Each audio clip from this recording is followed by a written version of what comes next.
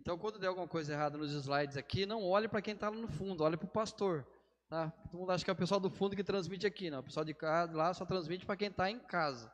Então, quando acontecer, olhe para o pastor aqui, não olhe bravo para trás lá, que eles ficam desesperados, que não tem o que fazer.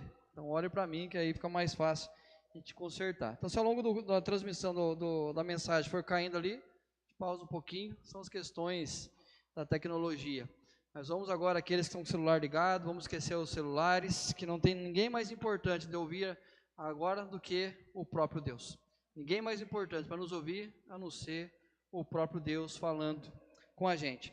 Queridos, nós temos conversado nesse mês de junho, quem é Jesus para mim?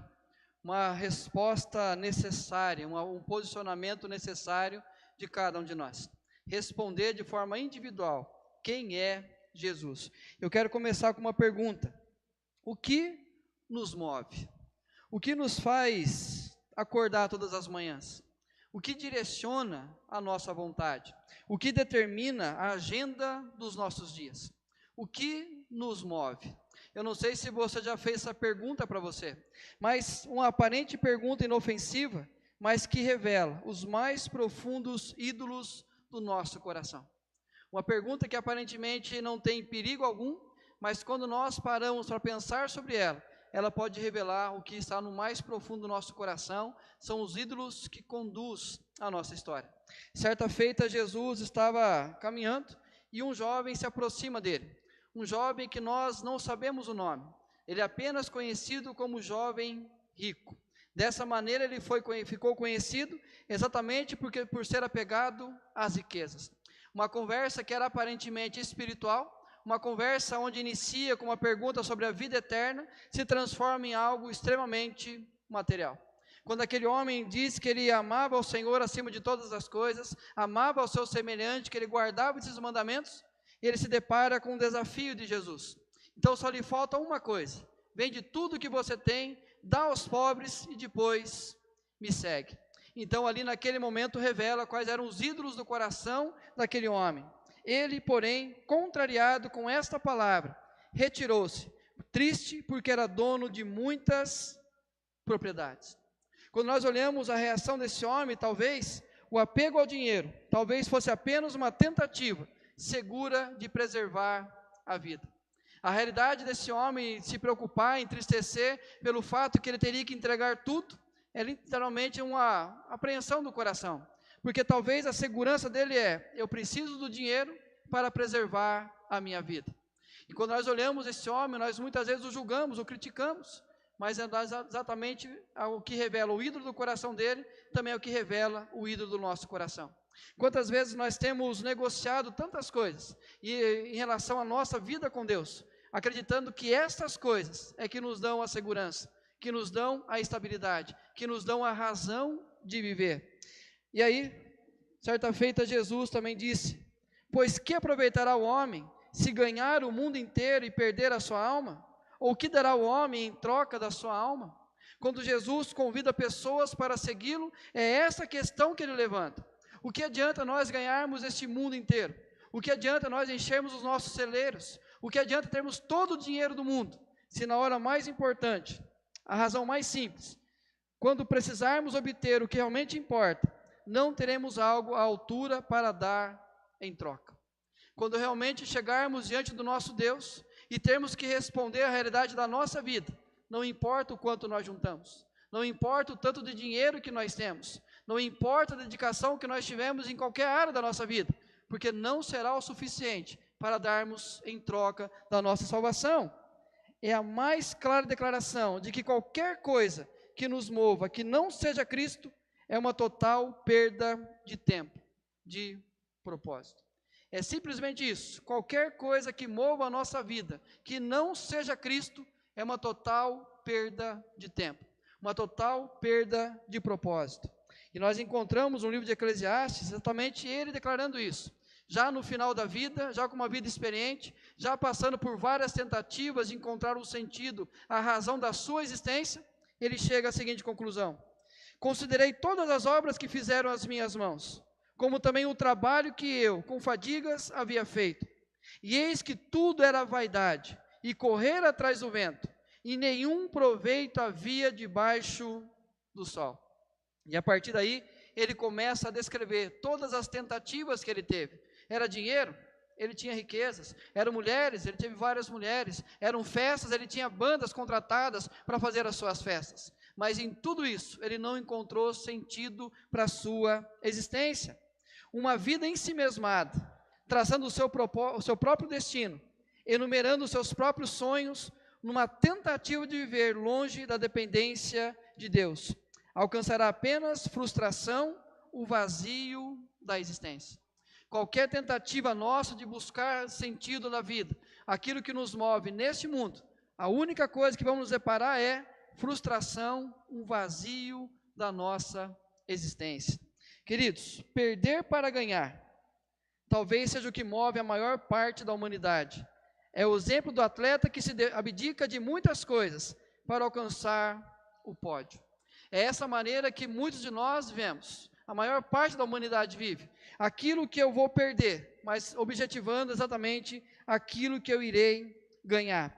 É interessante o fato que... Caiu mais uma vez. Hoje está uma benção.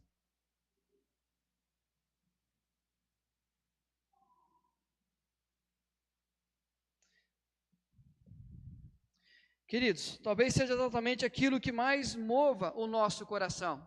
Tudo bem, se eu perder isso, mas o que eu vou ganhar se eu perder isso? Quando nós olhamos um atleta com o objetivo apenas da conquista, da vitória, ele começa a perceber o que ele está perdendo. Talvez uma vida social, talvez uma vida de aproveitar a família, aproveitar outras realidades, ele perde tudo isso, para que ele possa apenas olhar aquilo que dá como vitória. É interessante que a gente olha tudo isso na nossa vida. O que eu vou perder para eu poder ganhar? Mas não é deste sacrifício que Jesus está falando, o qual o propósito é a conquista pessoal, mas é literalmente o contrário, é o abrir mão das conquistas pessoais. Então Jesus não nos convida para ver o que nós perdemos para que nós possamos ganhar com Ele, mas é literalmente entender o que nós estamos deixando de ganhar com Ele, simplesmente porque nós queremos conquistar nesse mundo. O fato é que nós estamos mais preocupados com aquilo que nós ganhamos, e literalmente do que aquilo que nós podemos perder em relação à nossa vida com Cristo. E a multidão andava exatamente dessa maneira. A multidão andava após Cristo interessada apenas nas suas próprias conquistas, não naquilo que eles deveriam perder. E certa feita Jesus, então, depois de multiplicar os pães, alimentar a multidão, ele começa um grande discurso com a multidão. E ele fala sobre a sua própria entrega, o seu próprio sacrifício, sobre a realidade que ele daria vida por aquela multidão. Mas ele chama a multidão a ter um compromisso com ele. Ele diz: eu vou entregar a vida por vocês. O que eu espero de vocês? Apenas um compromisso maior comigo. E o que acontece com a multidão? Muitos dos seus discípulos o abandonaram e já não andavam com ele. Diante de uma necessidade de assumir um compromisso com Jesus, abrindo mão dos seus próprios compromissos, parte daquela multidão vira as costas e vai embora. E é esse momento mais desesperador. Jesus olha para os 12 e pergunta: porventura quereis também vós retirar-vos? A realidade é que a multidão estava confusa. A multidão buscava Jesus pelos seus próprios interesses. Mas Jesus pergunta àqueles que caminhavam mais perto dele: e vocês? Também irão virar as costas? Também farão como a multidão e me deixarão? Porque vocês continuarão buscando apenas a vontade de vocês? E aí vem Pedro: Senhor, para quem nós iremos? Aonde nós encontraremos uma razão para a nossa existência? Aonde nós encontraremos algo que possa preencher o vazio do nosso coração? Tu tens as palavras da vida eterna, e nós temos crido e conhecido que Tu és o Santo de Deus. Aqui Pedro mais uma vez responde: quem é Jesus para ele? Tu és o Santo de Deus. Tu és aquele que tem as palavras da vida eterna. Se não for em direção ao Senhor, em direção a quem nós iremos? Queridos, a questão em si não é apenas quanto queremos seguir a Jesus, mas qual o preço estamos dispostos a pagar para isso. Não é simplesmente o quanto nós queremos ver os milagres de Jesus. Não é simplesmente o quanto nós queremos receber uma palavra de consolo de Jesus. Não é simplesmente o quanto nós queremos dar um dia da nossa semana para estar na igreja, se damos um dia da semana para estar na igreja. Não é simplesmente o que nós queremos ter de Jesus, mas é o quanto nós queremos pagar para andar com Jesus. Afinal de contas, a salvação é pela graça. O que não faz da graça algo que nos seja de graça, pois é preciso querer perder a vida para então ganhá-la. Aqui a grande questão nossa. Nós crescemos, nós ouvimos o tempo todo, a salvação é apenas pela graça. Não há obra que nós possamos fazer para que sejamos salvos.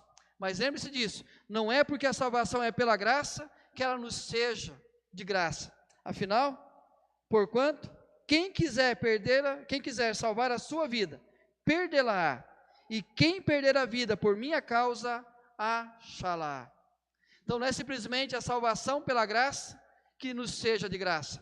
Há uma disposição nossa em perder a nossa vida, para que nós possamos ganhar a vida de Cristo. Uma necessidade de negar a nós mesmos, para que possamos assumir um compromisso com Jesus.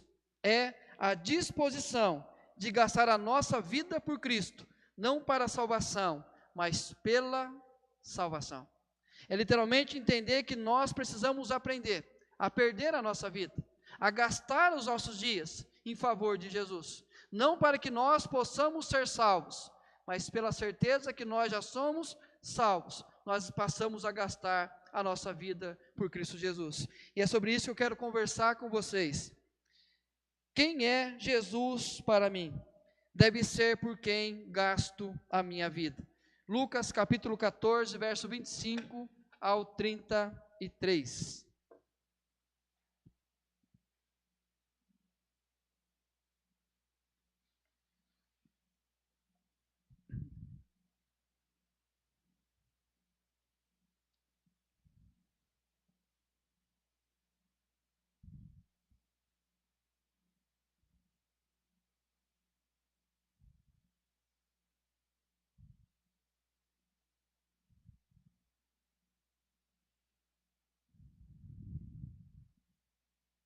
Diz assim: grandes multidões o acompanhavam, e ele, voltando-se, lhes disse: se alguém vem a mim e não aborrece a seu pai, e mãe, e mulher, e filhos, e irmãos e irmãs, e ainda a sua própria vida, não pode ser meu discípulo. E qualquer que não tomar a sua cruz e vier após mim, não pode ser meu discípulo. Pois qual de vós, pretendendo construir uma torre, não se assenta primeiro para calcular a despesa e verificar se tem os meios para concluir? Para não suceder que, tendo lançado os alicerces e não o podendo acabar, todos os que virem zombem dele, dizendo: este homem começou a construir e não pôde acabar. Ou qual é o rei que, indo para combater outro rei, não se assenta primeiro para calcular se com 10.000 homens poderá enfrentar o que vem contra ele com 20.000? Caso contrário, estando o outro ainda longe, envia-lhe uma embaixada, pedindo condições de paz. Assim, pois, todo aquele que dentre vós não renuncia a tudo quanto tem, não pode ser meu discípulo. Queridos, 3 momentos Jesus usa a mesma expressão: não podem ser o meu discípulo. Quando nós encontramos repetições num texto bíblico, nós vamos perceber que esta é a ênfase daquele texto. Esta é a ênfase do ensino que Jesus quer passar a cada um de nós. Então, o que Jesus está ensinando nesta passagem é ensinar o que nós fazemos para não ser discípulos dele, ou o que nós precisamos deixar de fazer para que nós possamos nos tornar discípulos dele. 2 questões. Caso não dê a bateria, põe só a câmera geral, e o pessoal de casa só assiste de longe, não temos o que fazer. Queridos, 2 questões devem ser levantadas. A primeira: qual valor deve ser levado em conta? Do que se perde ou do que se ganha? Em tudo que fazemos, qual deve ser levado em conta? Aquilo que nós iremos perder ou aquilo que nós iremos ganhar? Mais uma segunda questão: qual a disposição de nosso coração? Ganhar o que realmente tem valor ou contentar-se com o valor aparente? O que deve mover o nosso coração? Aquilo que tem um valor real ou aquilo que aparentemente tem algum valor, tem algum significado?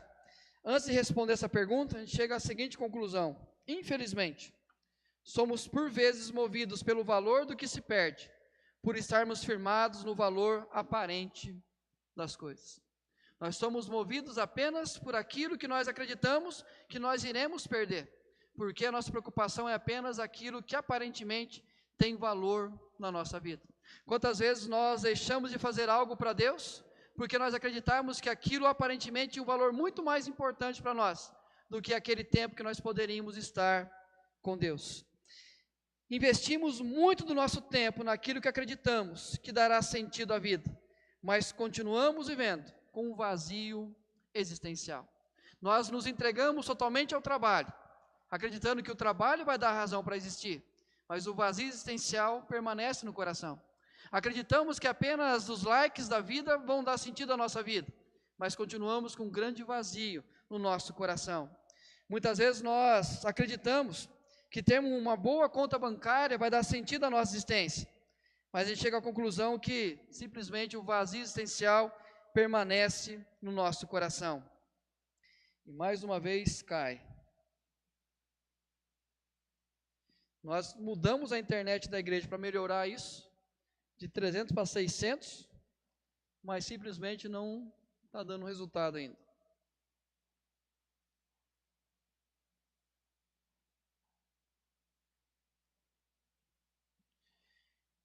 Queridos, muitas vezes nós depositamos a nossa esperança, a nossa confiança em coisas que vão dar razão da nossa existência.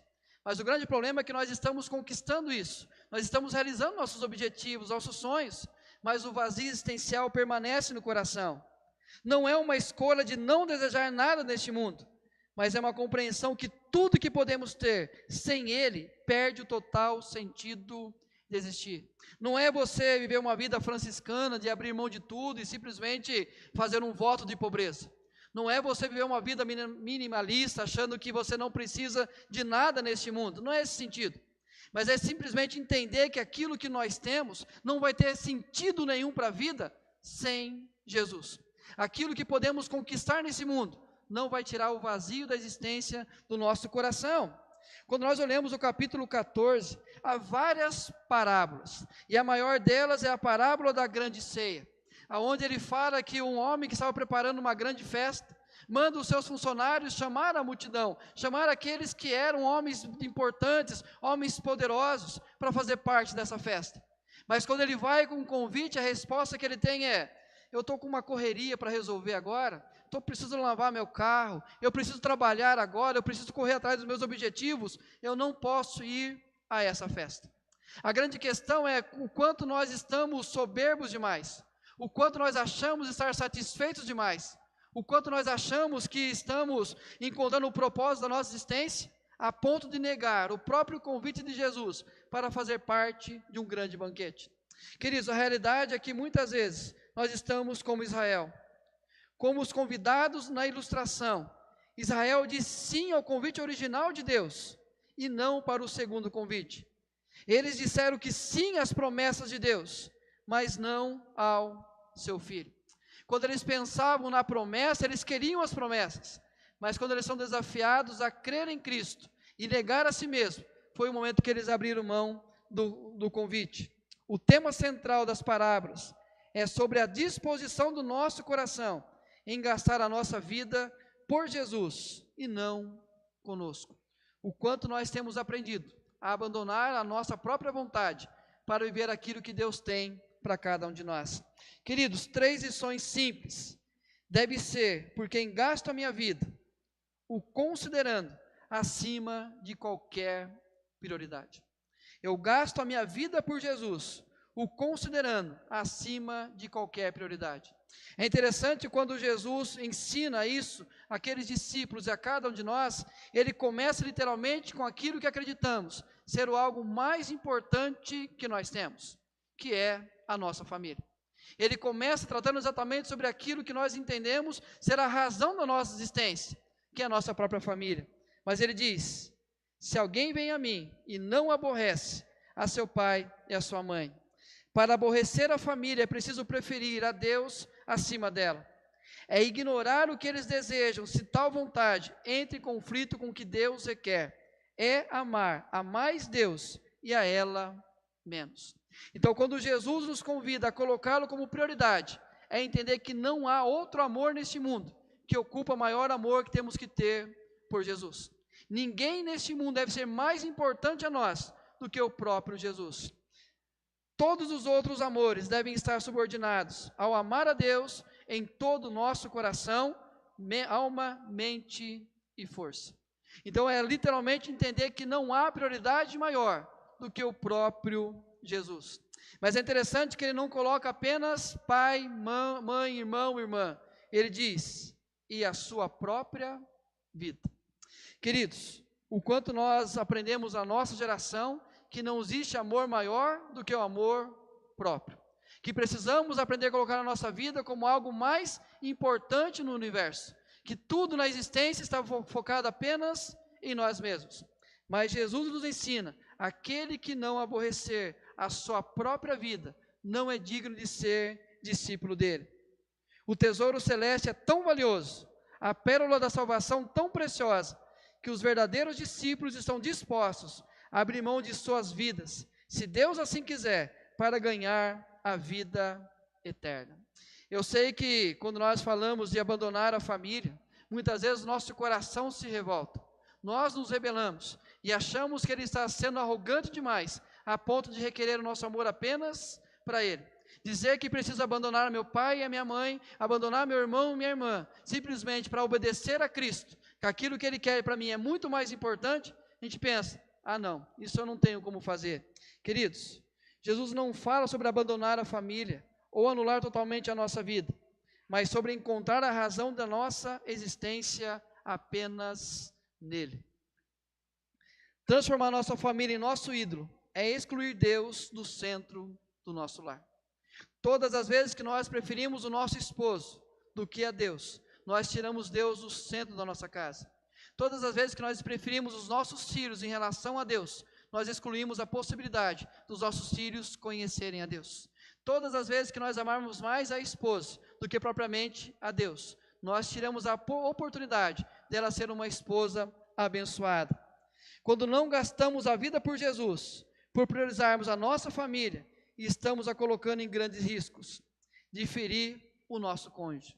Quando eu não coloco Jesus como prioridade, eu não serei o sacerdote da minha casa. Eu não serei aquele que está disposto a morrer pela minha esposa. Eu não estarei disposto a entregar a minha vida em favor da minha esposa. Da mesma forma, a esposa não vai ter disponibilidade de entender a importância dela cuidar do seu esposo e também dos seus filhos. A realidade da importância de uma mulher sábia que edifica a sua própria casa. Quando nós então acharmos que alguém está valorizando mais a nós do que a Jesus, foge disso. Qualquer namoro, qualquer relacionamento que alguém valoriza mais o seu parceiro do que a Deus, foge disso. Prefiro ficar aqui em casa com você. Queridos, isso não vai abençoar o seu cônjuge. De corromper os nossos filhos. O que nós temos visto é uma geração que ama mais os seus filhos do que propriamente a Deus. Alguém que está disposto a dar a vida pelos seus filhos, mas não está disposto a entregar a vida por Deus. A consequência é que nós estamos vendo crianças se perdendo, filhos se perdendo, adolescentes sem referencial algum, porque os nossos pais estão ensinando a amar mais os filhos do que propriamente a Deus. E aí nossos filhos não estão aprendendo a amar a Deus, de abandonar os nossos pais. Queridos, quando nós não amamos a Jesus, nós não vamos honrar pai e mãe. Nós não vamos cuidar de pai e mãe. Quando nós não amarmos a Jesus, os nossos pais serão abandonados de ver uma espiritualidade superficial. Nós amamos mais o ministério, nós amamos mais a agenda da igreja, nós amamos mais o nosso compromisso com a escala da igreja, nós amamos mais o que nós fazemos do que propriamente a Jesus. A razão é que a nossa espiritualidade vai ser superficial. Qualquer coisa que priorizamos em nossa vida que não seja Jesus, custará um valor que não estaremos dispostos a pagar. Se Jesus não for a nossa prioridade, nós iremos pagar um preço tão alto que nós não teremos condições alguma de pagar. Queridos, então não pense que abrir mão de algo abrir mão da família por amar a Jesus, você está fazendo algo prejudicial, não. Quando você abre mão de Jesus para priorizar outras coisas, aí sim, você está colocando em risco a sua vida e a sua família. Mais uma segunda lição desse texto.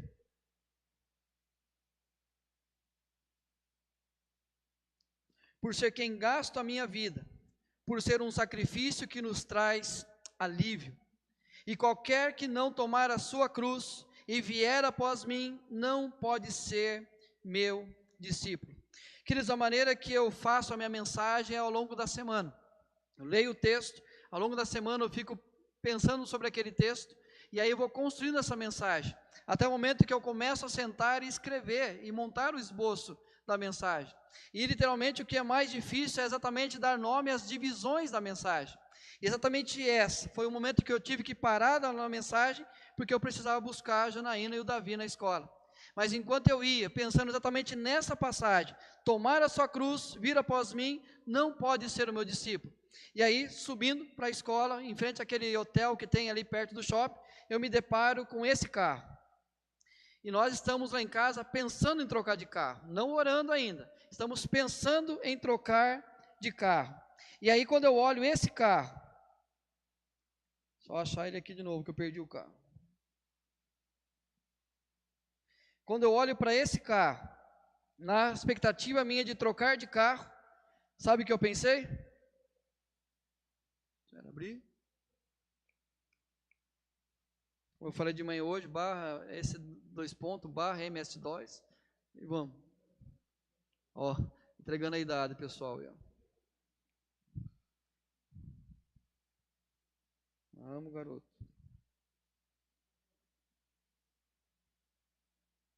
Aí.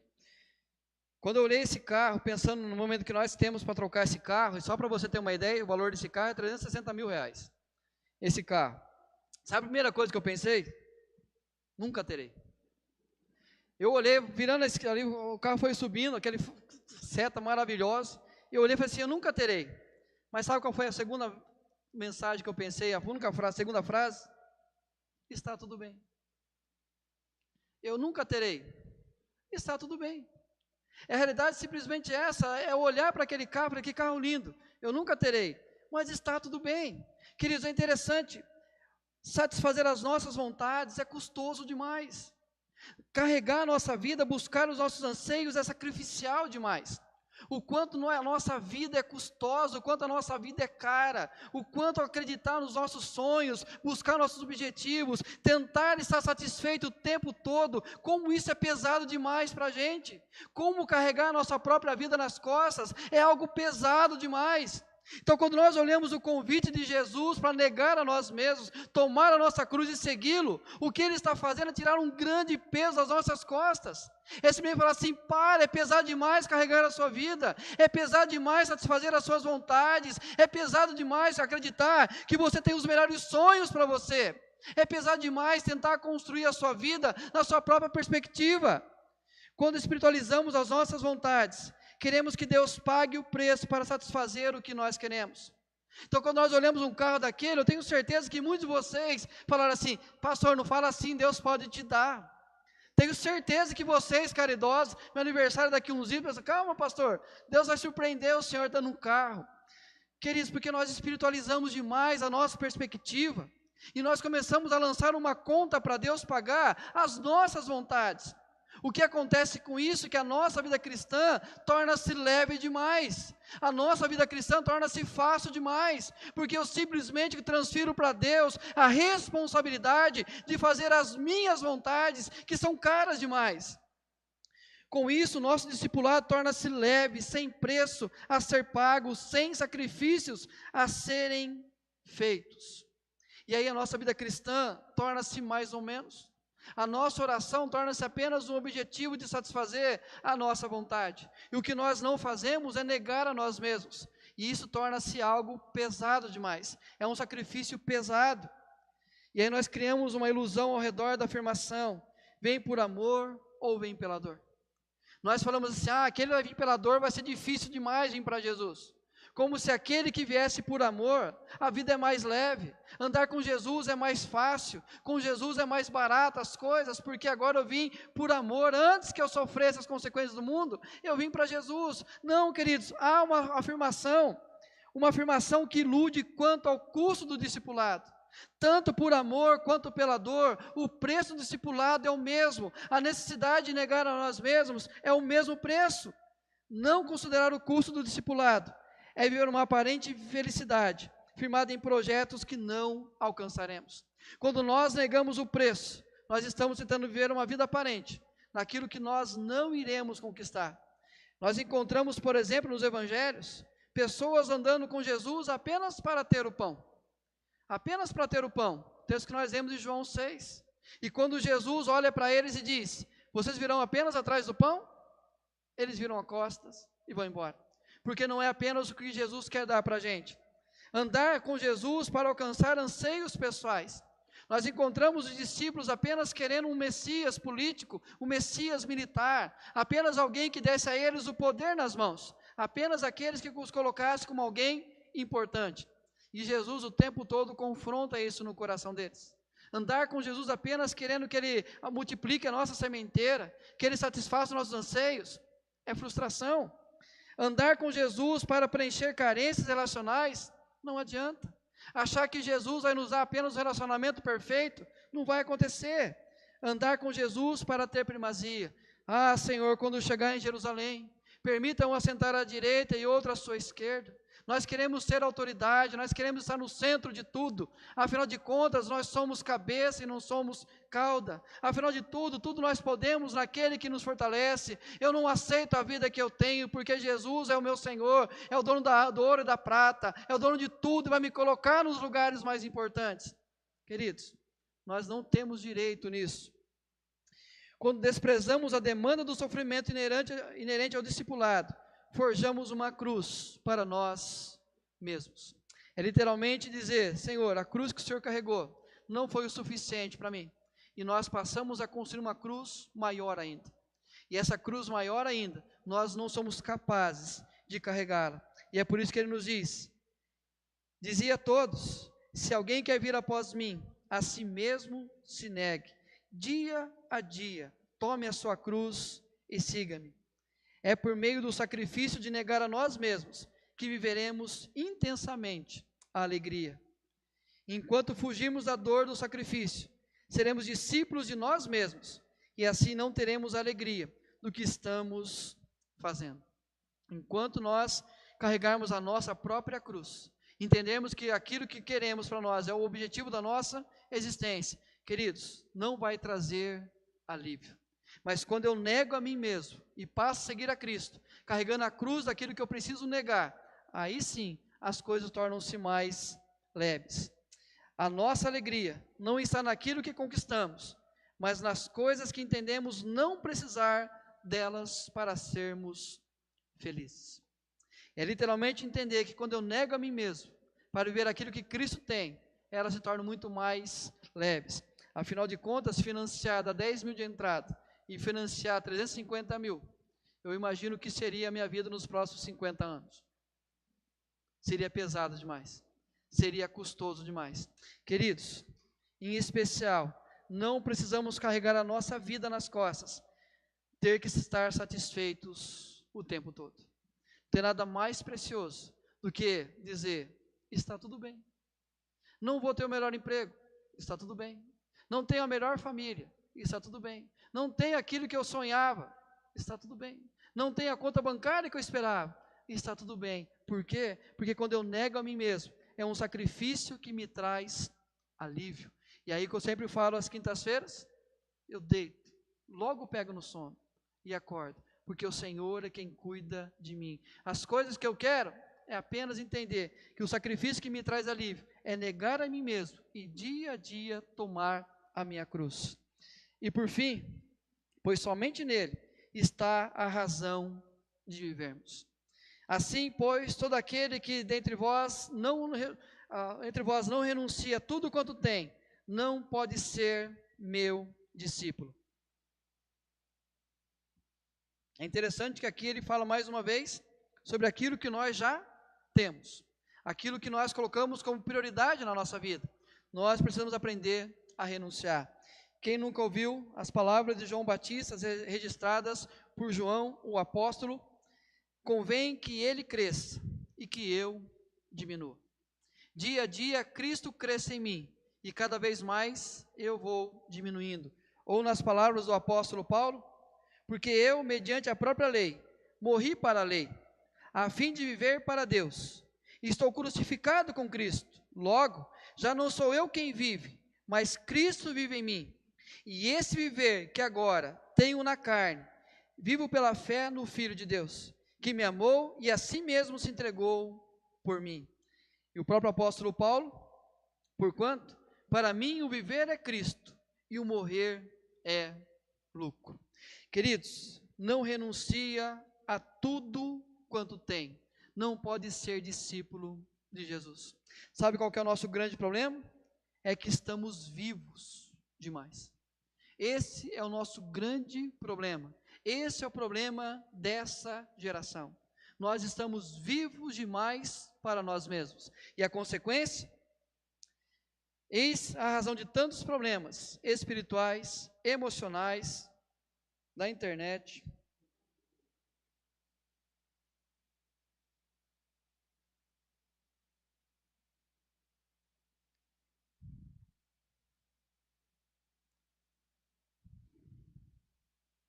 Eis a razão, queridos, que nós temos tantos problemas físicos e problemas materiais. A razão pela qual nós estamos vendo essa realidade, porque nós estamos vivos demais, buscando apenas as nossas próprias vontades. Nós queremos encontrar uma razão para existir a partir de nós mesmos. Nós queremos entender esse mundo a partir de nós mesmos. Nós queremos entender a nossa vida a partir de nós mesmos. Nós queremos o tempo todo colocar a nossa própria vida como a razão de tudo existir. E é por isso que nós nos encontramos enfermos demais. Porque o tempo todo a única razão é a minha vida. É tentar entender a minha própria vida. Hoje... Espera aí que agora travou até o meu aqui.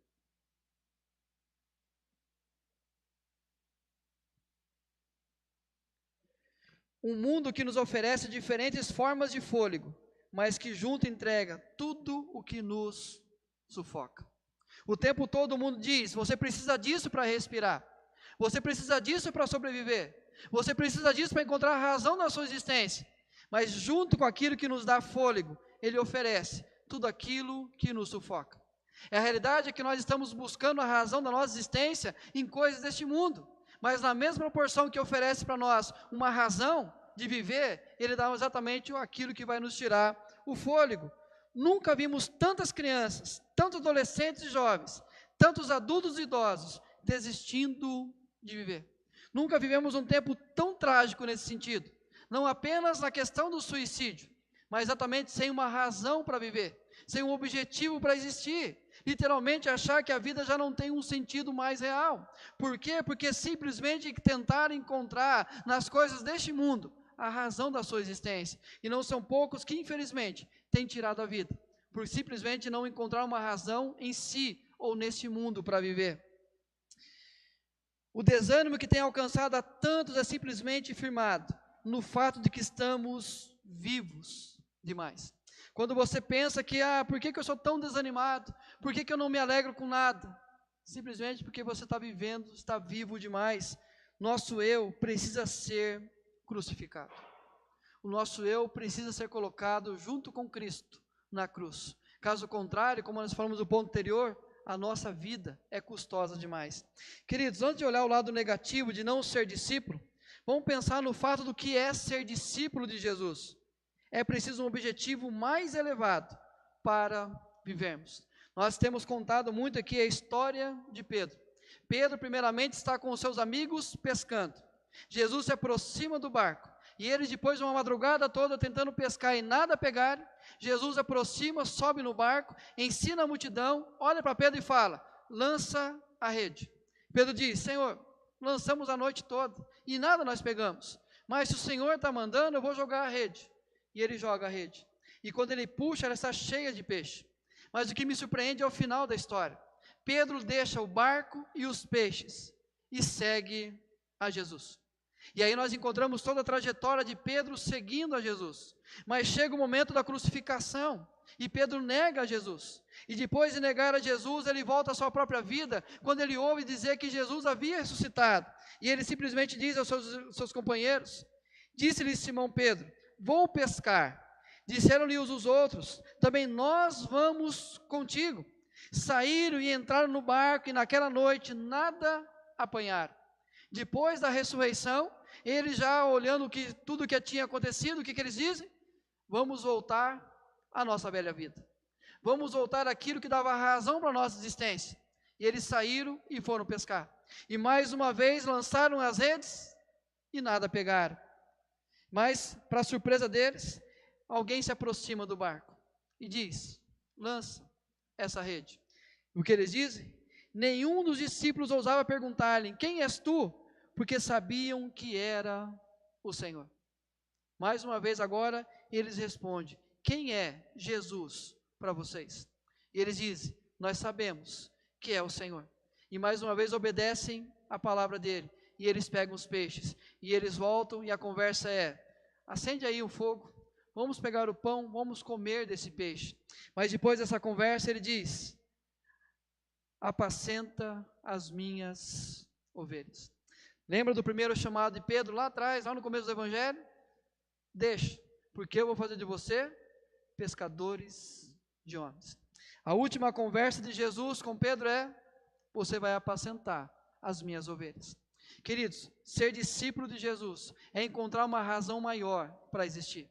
Nenhuma outra realidade dessa vida nos dará um significado maior para existir, a não ser discípulo de Jesus. O fato é que Pedro acreditava no começo e no final, que a vida dele era apenas ser um pescador e lançar as redes, mas o fracasso mostrava para ele, você está lançando e nada está pegando, mas eu tenho um objetivo maior, você vai ser pescador de homens, você vai ser aquele que vai cuidar das minhas ovelhas. Renunciar a nós mesmos, a entregar nossos dias nas mãos daquele que se entregou por inteiro por nós. E aí, o quanto temos renunciado a nós mesmos, o quanto nós entendemos que a nossa existência é nele, a ponto de renunciar a nós mesmos. E aí aqui alguns pontos para você observar. Primeiro, observe a sua agenda, ele está envolvido? Observe, como está a sua agenda, o seu dia a dia? Ele está envolvido, não é uma questão de você deixar de trabalhar para vir orar todo dia na igreja, mas no seu trabalho, Jesus está envolvido, na sua relação conjugal, Jesus está envolvido, na sua empresa, nos seus relacionamentos, nas suas amizades, nos objetivos da sua vida, Ele está envolvido.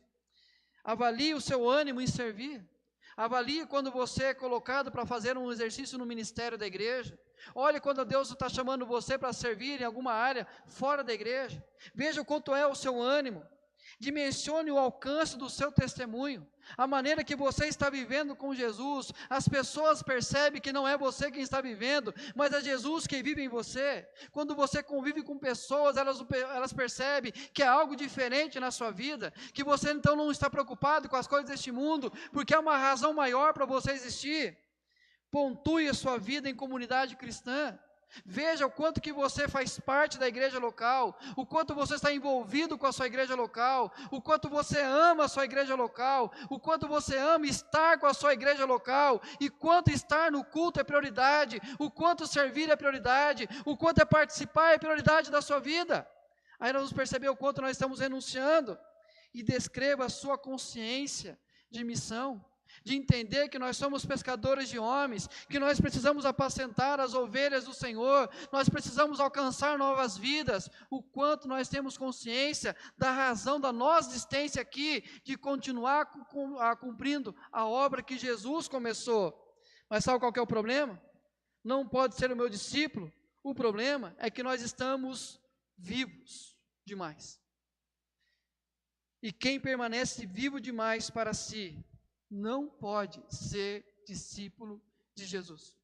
Quem permanece vivo demais, preocupado apenas consigo mesmo, com aquilo que vai dizer, que vão pensar a nosso respeito, com aquilo que é a razão da nossa existência, o quanto nós acreditamos que realizar nossos sonhos é o maior objetivo da nossa vida, nós estamos vivos demais, e por estarmos vivos demais, nós não podemos ser discípulos de Jesus.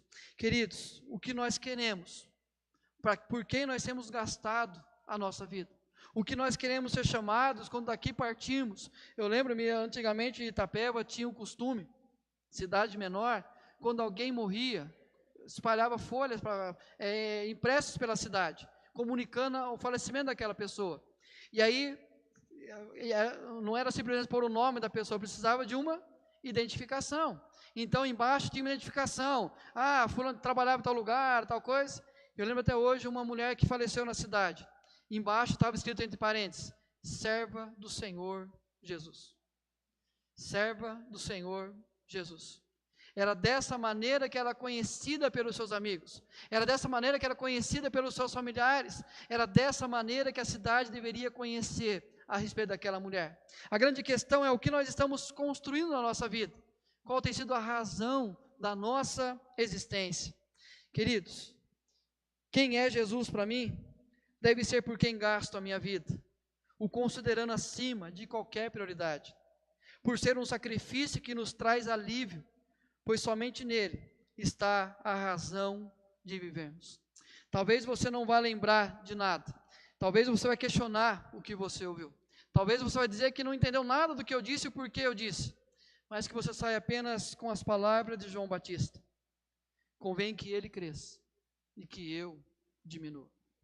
Convém que ele cresça e eu simplesmente diminua, porque a única razão pela qual eu quero gastar a minha vida é exatamente por aquele que não poupou a sua própria vida em meu lugar.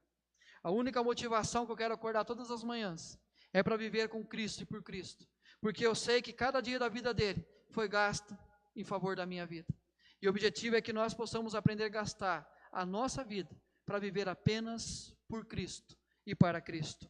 Eu quero orar com você, quero orar por você, para que nós nessa noite possamos aprender a entregar nossa vida por completo, e a única razão da nossa existência seja gastar a vida por Jesus.